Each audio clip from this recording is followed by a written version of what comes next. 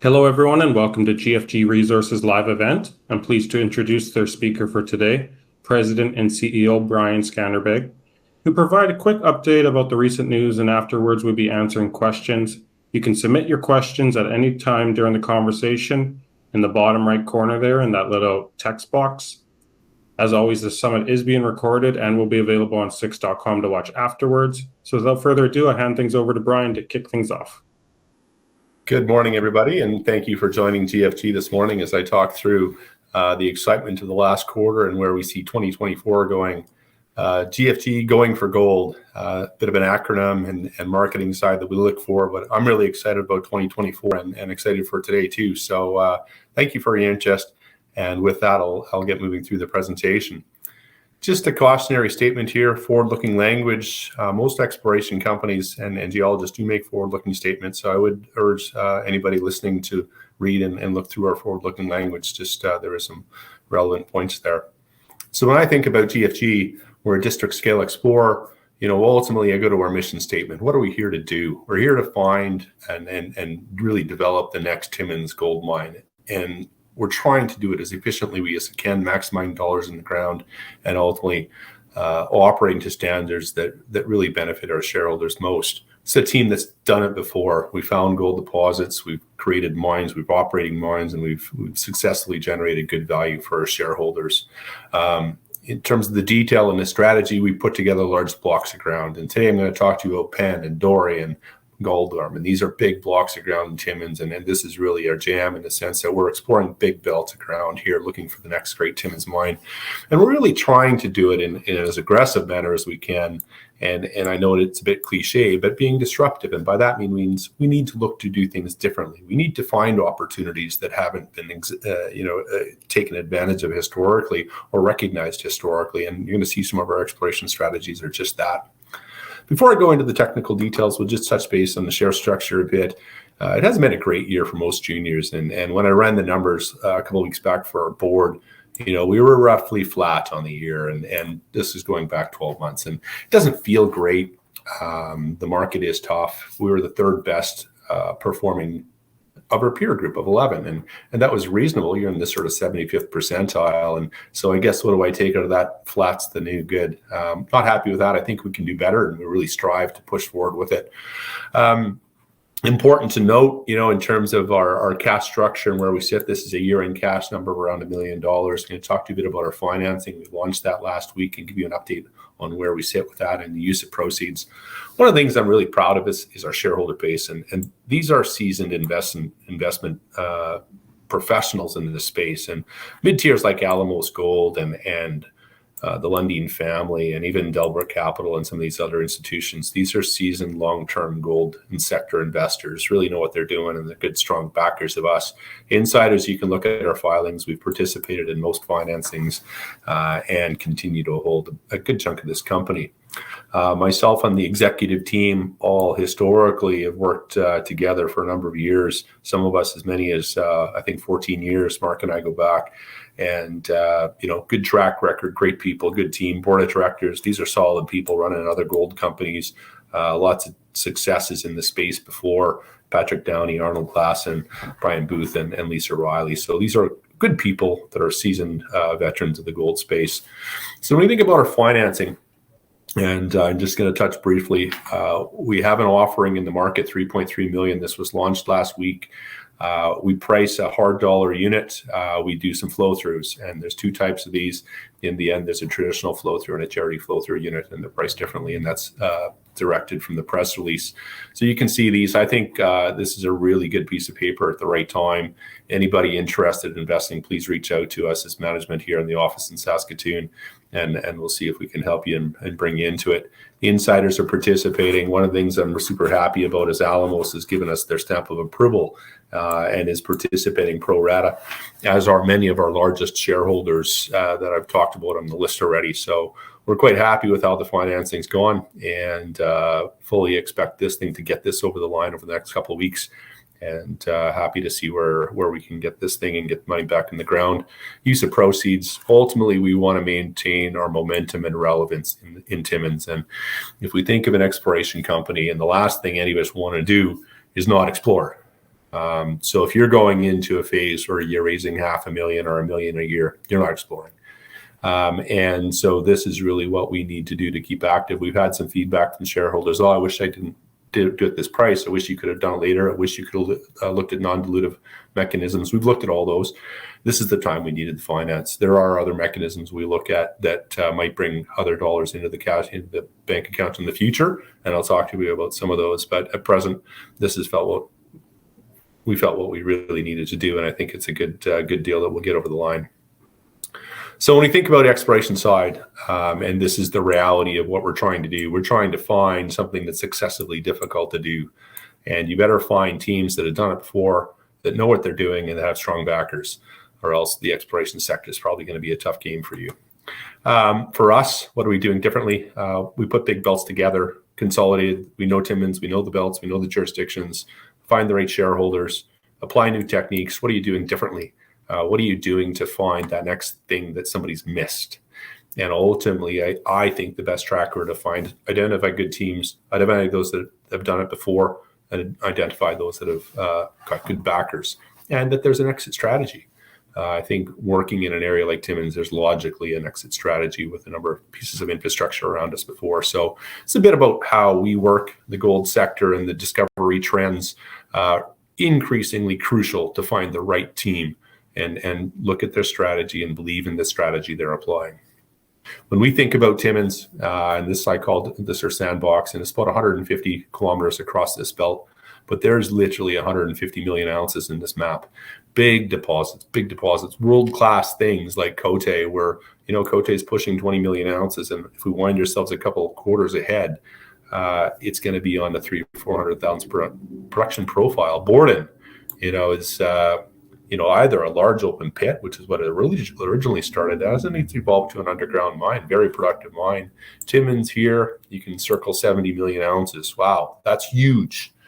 You can go down and look at Kirkland Lake and Young-Davidson.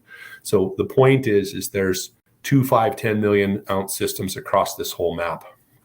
Big structural corridors, lots of infrastructure. You have 6 different mills on this map.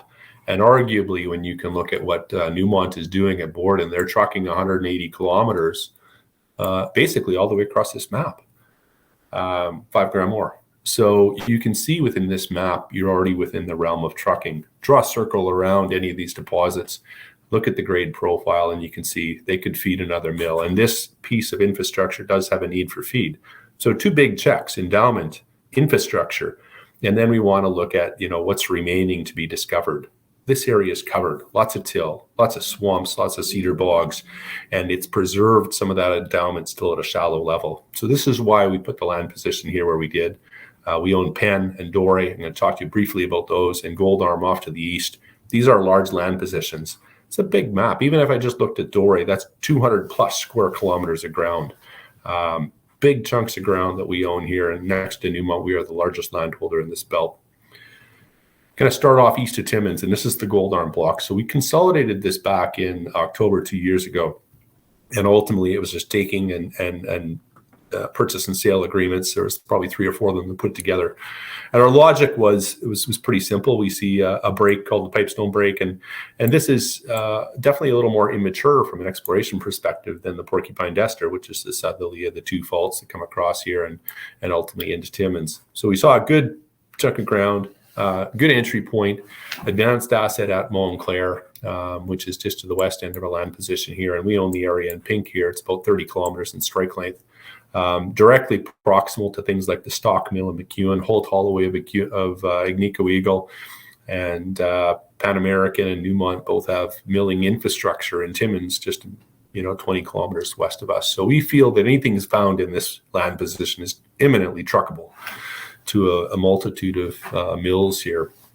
So we like the geology, we like the cover, we like the entry point, and we put this land position together 2 years ago and began exploring it, and we've been very active. And here's all the press releases we put out over this time frame. And you can see we've had some good volume indicators, and you can go back and look at the initial time frames and this vault up here. You can look at the volume indicators here and here. These are all really good drill results. The market's been terrible, but what you want to find is people and teams still doing good work. outlining economic hits, showing continuity, putting the pieces of the puzzle together, and doing that methodically, because I think that's how you build value. So I'm quite proud of the news flow we've put out here. We've generally been active in the sort of 6-week time frame, putting newses out, and these are all economic hits, and I think that's extremely encouraging for a company like us, demonstrating continuity, demonstrating growth with economic results. And the progression is not just in numbers, but to me, it's about the progression of thinking and understanding the system. So on the left here is really what we started with. And this was a model where we say, look, there's some old vertical holes here. There's a couple inclined holes here. And we saw a system that we quite liked. And it had this duality of high grade underground, bulk tonnage near surface. And then we saw also, some sniffs of another system at depth down at 200-300 meters that looked quite interesting. And we said, you know what, this thing actually has good potential. We bought it for a reasonable price from IEP and advanced it subsequently over the last couple of years. And, building the understanding of the shallow systems at sub 150 meters depth, where it looks to hang together quite well, both within the main zones, which are called these felsic-hosted Dore units, and within the upper footwall zone, which is much higher grade, and over in this environment here where you see lots of 8/8, 10/16, and 5/25. These are all really good 50 to 100 gram style intercepts. And you'll also see this footwall system start to take shape. And as we drilled deeper over the last year, we did really recognize that, this thing was quite linear. It had good continuity. It was meeting underground grades and thicknesses. So we kept on pushing down dip on it. And in December, we drilled a really interesting hole down here. And this is our last hole drilled back before Christmas. And, it showed quite a step change in the geology. This felsic unit had pinched off. The thickness of the mineralization had thickened up quite nicely. A nice broad alteration envelope and a good solid hit. 5 grams over 13 meters with a higher grade core of 10 plus grams. That's our deepest hole drilled to date, and that was really encouraging to us. So what am I paying attention is Anders and his team are how are we building this geological model to further our understanding, to demonstrate scale, and to get this to be 1.5 or 2 million ounces. We're not there yet, but I believe the system has the potential to grow to something like that. This is a cross-section plan view. That last cross-section I've shown you would have been in this environment through here. So when we look at the plan view, we see the upper and lower main in yellow, and we see the lower footwall zone and upper footwall zone here in the lower polygon. I think we're showing good continuity. That last high grade hole is up in this environment, 350 meters below surface. So you're looking at the dip of this, and I believe this continues to be very much wide open as you look along strike. Good scope to grow it. And when we look at the details of this intercept, this is what excites me the most probably about some of the drilling we've done is this intercept down here has a nice thick envelope. And if you looked at just the package alteration, it's about 40 meters thick. The system, the alteration, not all the gold, because that's anomalism throughout much of the fringes of that, but the high grade core of it, 5 grams over 13, very, very compelling. And you see lots of 5, 10, 20 gram intercepts through here. It's not a single intercept. It's not nuggety, meaning it's not carried by a single assay. It's actually quite diffuse, and this is a replacement style system. Good sharp hanging wall, structurally controlled hanging wall, things I like to see, good strong alteration. The host rock is really key here. This is an iron-rich basalt, and that simply means it precipitates and it makes the gold precipitate from the fluid. So I love this host rock, and I think it's something we build into our targeting modeling regionally. So if we find this host rock 5 kilometers away and we know we've got the right orientation of structure, we will go target it out there because it's a good host rock to make gold mines in. So this is what I quite liked at depth, is the continuity of this lower footwall zone, the style of the mineralization as it moved to depth, and the step change in geology, which seemed to actually make the system even more intense in our last hole that we completed before Christmas. So we're going to go back and follow up on this, no doubt, as we move through the first half of this year. And when you think about this, the opportunity as demonstrated from that system and that intercept, it's here. Now, lots of room and to move along strike in here. You can move out to the northeast. You can certainly move further on depth. on dip side of it. So I like where the system sits. We've got lots of room off to the east in their land position. So I'm quite encouraged by what we've seen in that deep intercept at Montclerg. Now, in terms of Aljo is a long ways from Montclerg. And if you just, drew a sort of hopped in the air, flew a little balloon over there, you're 25 kilometers away. Completely different system. There's not continuity between the two, but they are all along the same structural corridor. Geology on the bottom here, where Aljo is an old mine from the 1920s and 30s, and here we see these underground development panels from early in the day. And GFG's following up at depth and looking at this system, and we drilled 8 holes here back before Christmas, and we had some really encouraging results. Interestingly, I would flag hole 4. And hole 4 was really designed to go under the infrastructure and look at these veins and their continuity to depth at around 200 meters vertical. Interestingly enough, we hit a void in this hole, which would have been the old mine workings, right, in this environment in here.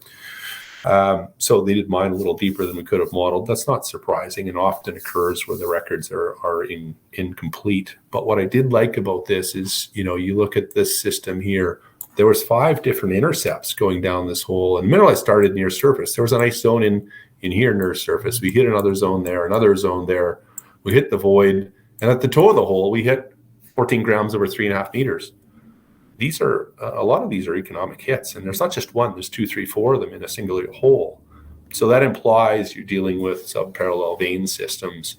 And I can tell you that the deepest portions of this, or even the stuff near surface, was never mined historically. So we see lots of scope to grow this system at Aljo.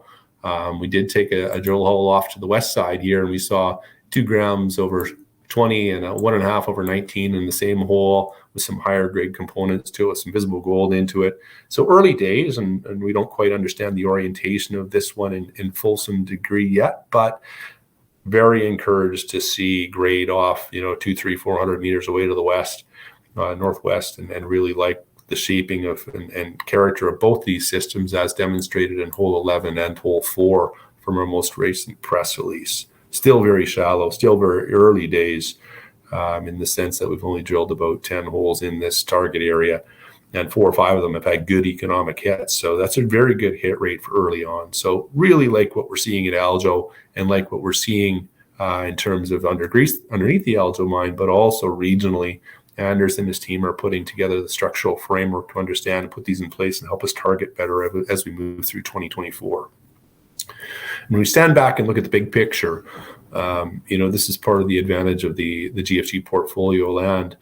Our drilling so far is really focused on 2 very small portions of our land position at Aljo and at Montclerg.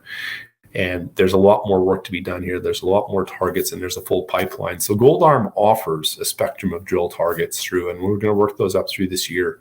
The geophysics, the geochemistry, the till sampling, the structural modeling, the mapping, all these components that geologists and explorations do to build a drill target doesn't really translate to much market interest, but it is the work that goes into delivering a quality target. So I like what we've seen at Gold Arm outside of Montclerg and Aljo as well, and we're working up a target spectrum.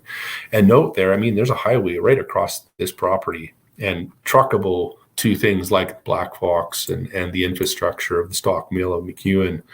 You can see how close we are to Fen Gib, which is Mayfair, and Moneta and Nighthawk, new company called Stellar Gold, just off the map to the east. So, also 2, 5, 10 million ounce systems in this map and directly proximal to where we're working. So that's Gold Arm, and Gold Arm is the most advanced asset that GFG has, and it's where we're putting most of our capital to work. We have these 2 blocks west of Timmins called Penn and Dore, and they're where we started, and they're a quite strategic location where you have IM Gold developing Cote, you have Borden that's been in production and will be in production for another 10 or 15 years. They're certainly showing continuity of Borden that implies it's a good long life asset.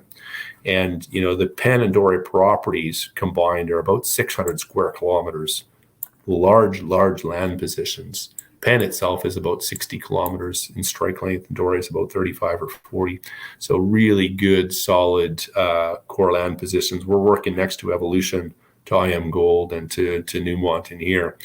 And when we look at this, Penn, which is the northerly of these two, I'm going to show you a detailed map here. We've worked up lots of till samples, lots of targets. We drilled this for 3 or 4 years. We had some good results, but they weren't really anything we would translate through to resource. So that's when Gold came into our pipeline, and we continued to work Penn in the background. What I can tell you, there's still good targets at Penn to be drill tested here. There's still results to be followed up upon, and we're working through and prioritizing that in our regional pipeline with Gold Arm. And we do have some budget allocation into Penn for this year as well.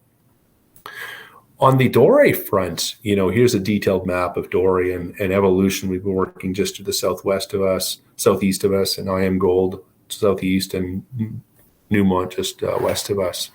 So we start and collected a large survey of till data in 2023, and we have some of that preliminary results coming back. And I'm just going to flip through to the final map, and ultimately each triangle on here is a geochemical sample, and we're doing a regional sample on sort of 1 kilometer spaced lines and sort of half a kilometer spaced samples. So it's pretty broad, pretty regional. But what are we looking for? We're looking for just anomalism. We're looking for a system at this scale.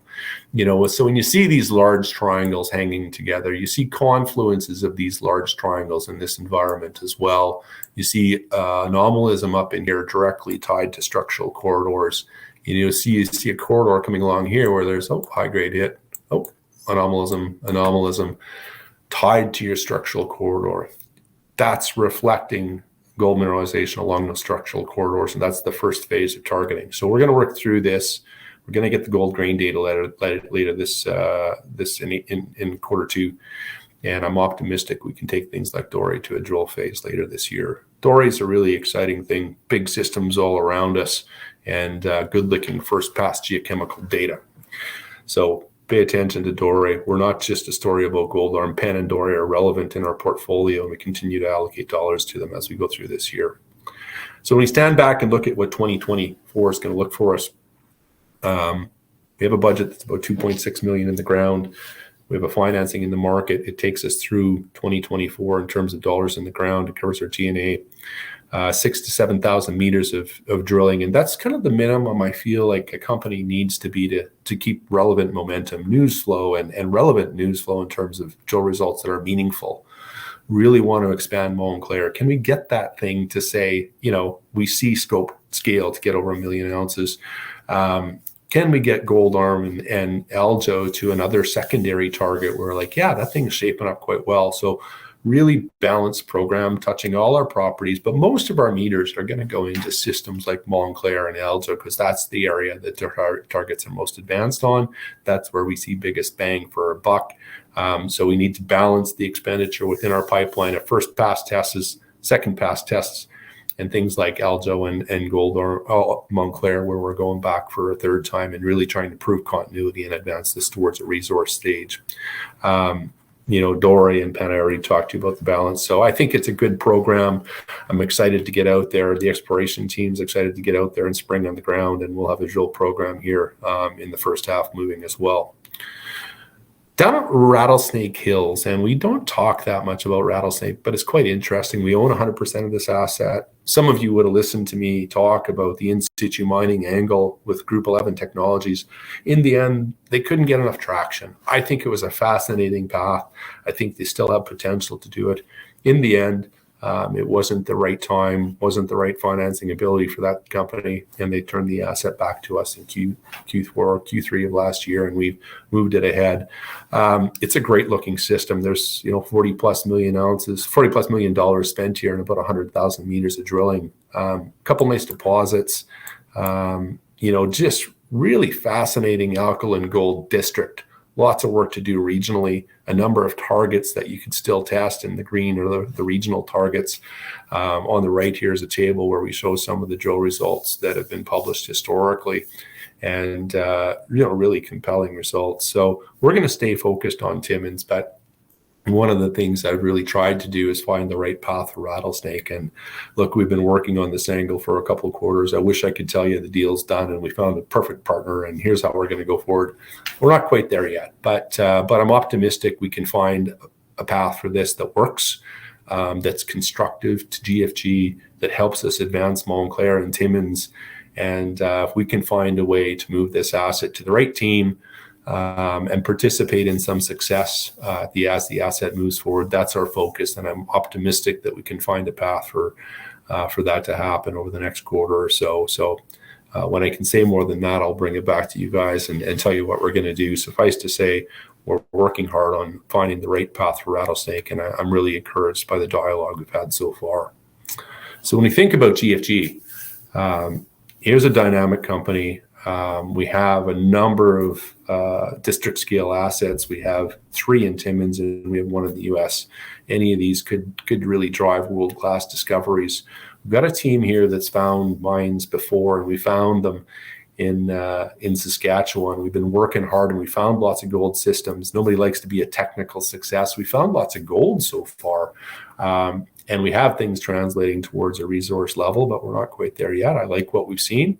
Good technical team. You want to find the right people at the right time with some backers. Can they keep financing themselves? You know, we have some good backers here, and I think it's critical that we keep active and keep the projects moving forward. You have a promise from me, pretty transparent. We're shareholders. Tell you what our G&A is. It's about 1.2 million a year. That's marketing, that's travel, that's exchange, that's salaries, and everything else is going into the ground. So if we can get 75% of our money going in the ground or something like that, that's a good balance. And I really believe we're on the right track to find the next great Timmins gold mine. So with that, I'll open it up to some questions, and really happy for your listening today. Thank you very much.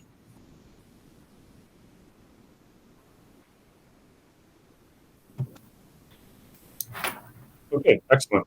Great presentation. Thank you for the update. For any individuals that came in a little late, we are accepting questions. You can see in the bottom right corner of the chat. There was an individual couldn't make it and sent via email. You did answer a few, so I'm going to try my best if someone's watching this through and through, that you've addressed these questions already. One that I didn't see you answer or address, I believe, is this individual is interested in the Swayze area. Why hasn't this area been explored further? And Swayze is the greenstone belt to the west of Timmins, and that is the host to Penn and Dore. And if you understand historically how the logic or the understanding of the camp has evolved over the last several decades, Matagami Fault sits at the west end of the Timmins camp, and it's a big, contemplated being a post-ore fault. And everybody believed back in the day that the systems changed, that they weren't as fertile, and that there wasn't mines developed west of that main fault zone, and that really defined the end of the camp. And the Swayze belt sits west of there. So despite people have been looking there, if you just looked at drill density and you took a really landscape view of the property and see how many holes drilled below 100 meters across 60 kilometers here, you'd get a number like 10. And if you looked at in Timmins, you'd be like 10,000, right? So initial drilling and exploration in the Swayze was really driven by quite restrictive geological thinking. And when you look at the discoveries that have been made, and you can use Great Bear as an example, you can use Cote, you can use Borden, you can use even things up at Walbridge. Those are discoveries made along these breaks, these main structural corridors that are outbound of the main endowment as historically understood. And it shows that the main structural corridors are very fertile. They can form big deposits, and they have been found in the last exploration cycle. So that's key. When you find deposits that have broken a geological understanding or sort of empirical relationship, you have to pay attention, because they're telling you something. Great Bear tells us something. Great Bear tells us that you didn't need to be directly proximal to the Confederation assemblage and the main ultimafic contracts in Red Lake. You can have a bigger targeting space. So when we look at the Swayze, and even when we look at Gold Arm, those are logical deep tapping structures directly on strike from mine environments, and they're undercover. So our philosophy has always been with GFG that these are the areas that are most fertile because you're still working in your first search space above 200 meters.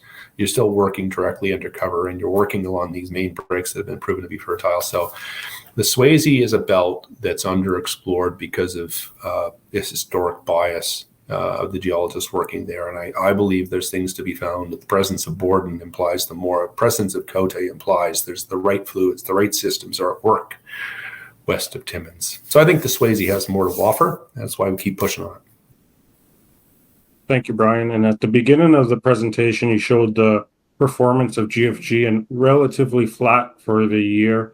You're in the middle of a financing, and if you don't mind repeating it, I don't know if you mentioned it or not, but if you did, sorry, but when do you expect on closing the financing, and how did you determine on the amount of 3.3 million? It's kind of a balancing act to figure out how much you want to go to market for, right?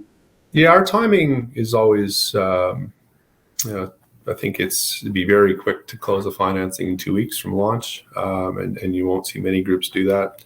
Most times we've historically been in the sort of 3 to 4 week range by the time we get all the certs and the subs in and checks and the subs in and that sort of thing. Now, you can close a book and then you move to close your financing. So those are two different components here. So, as we work through the next couple of weeks, BMO Big Mining Conference is on this week. So that takes a lot of people, investors out of play in terms of contacting them. Next week's PDAC. So, if we looked at sort of the 1 to 2 weeks post PDAC, that's where I'd like to see us closing the financing. The second component of your question was why this number? And so when I boil it back and we look at our cash at the start of the year, 1.2 million, obviously we spent some in January and to date February. So, running lower, and, the timing was really that we needed to go with this financing now, both from a flow through and hard dollar perspective. So when we look at the budget, ultimately we have certain strategic goals we want this year. We want to be able to answer what Montclerg is and what's the size and what's the scale and how big can it get. And we want to be able to take another pass at Aljo and answer those same questions. We want to be able to look at Penn and Dore. And when we boil that down and we maintain this sort of concept of relevance, and that's obviously a bit of a gray area these days in this market, but keeping active, keeping news going, keeping the projects advanced, I believe requires sort of the 6,000 to 7,000 meters a year and the type of holes we drill and the momentum we want to do. So that's really driving the type of program we want to lay out, and the budget in the ground that goes along with that, which is sort of 2.6, 2.7 million. So when we back this all out, that's really what's driving the financing magnitude at 3.3. Could a sale of Rattlesnake make a difference for us? Absolutely. And I just can't. We can't bank on that. So it's still a good probability. It's just from a timing perspective, not something we could hang our hat on and say, "Yep, it's ready to go. Let's do it now." So we have to put ourselves in a position of strength, raise our money to fund our budget, and we have Rattlesnake and we have a couple other levers that could come along that could make a real difference for us as well in terms of balance sheet. And we're working hard on those in parallel with financing.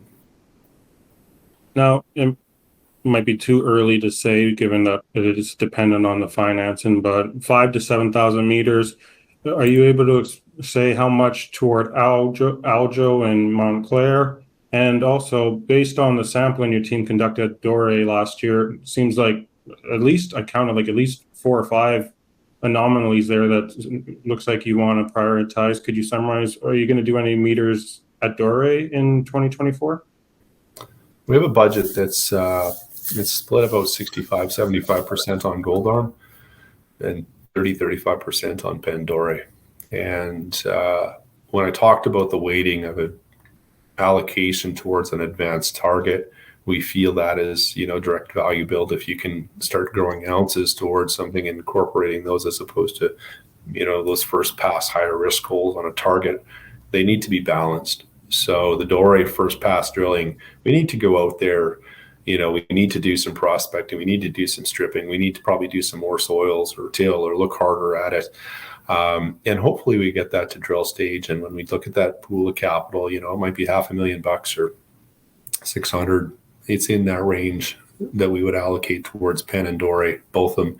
And yes, Dore is probably going to shape up to be higher in a priority of drill targeting than maybe we might have on Penn. So that's how we think about the splits between the two. Dore is definitely in the plans, and Montclerg and Aljo and Goldorm would be the main focus. Do you want to elaborate on Aljo? It was relatively recent discovery, right? And how many holes have been in there? About 10 or so? We have 11 holes, 8 holes this round, 3 holes last round. It's about 1 kilometer in strike length in terms of where we see sort of the fertile area and the fertile structures at work. Drilled under a historic mine that was sort of 20,000 ounces, 30,000 ounces from the 20s and 30s. So this is old vintage where your location and reliability of data is quite weak. Ultimately, it's a good high grade vein system, pretty narrow, but also stacked. So whenever you see stacked vein systems in good grade, you've got the right rocks, you've got the right fluids, you're creating dilatancy, and you're creating it in multiple structures. So that's what entices me about that setting. And it's trying to put together, where can we get some scale, where can we find intersecting structures. The Kingswood Shear is relevant there.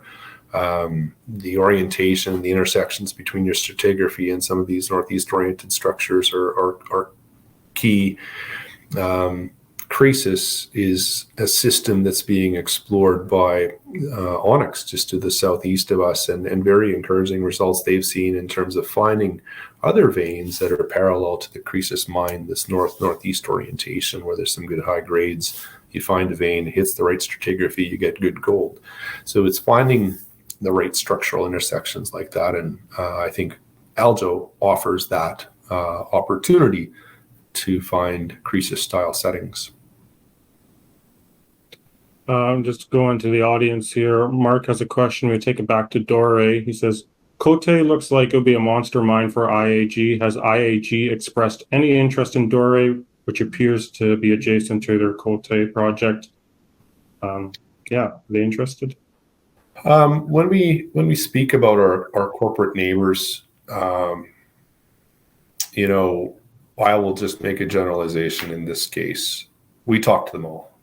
And if you ask us, do we have a relationship with Newmont? Do we have a relationship with Evolution? Do we have a relationship with Pan American and IAMGOLD?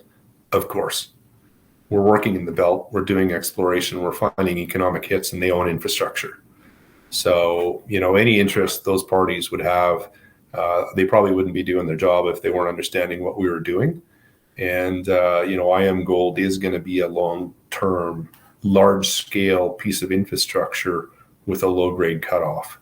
So one of the interesting things about the evolution of the Timmins camp is it's not just going to be about trucking to the Dome mill, which is 13,000 tons a day, and Newmont's trucking 180 kilometers, 5-gram ore to there.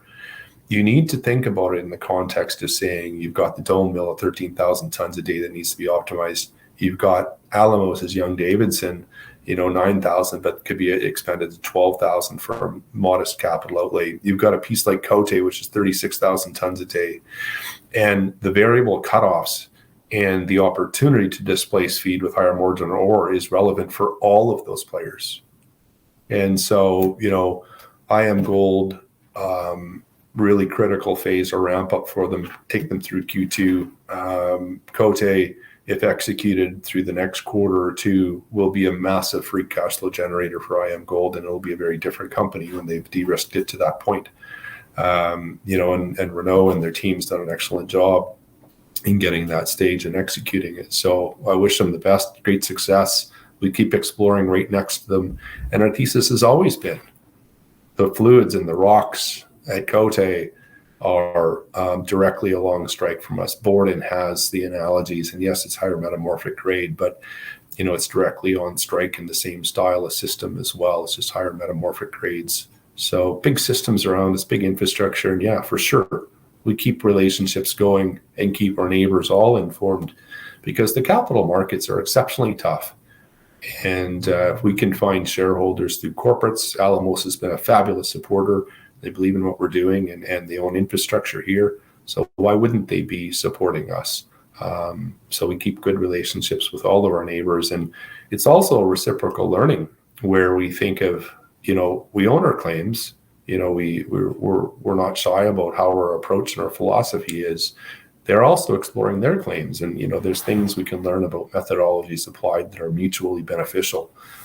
So that dialogue goes along across lots of the teams, and the guys at Onyx would be a good example of that as well. Thank you, Brian. I'll give it one more minute for the chat here for any further questions, and I'll pose one while we wait. I'm not sure if you're much of a macro guy or not, but I hear a lot of individuals saying the markets are tough right now.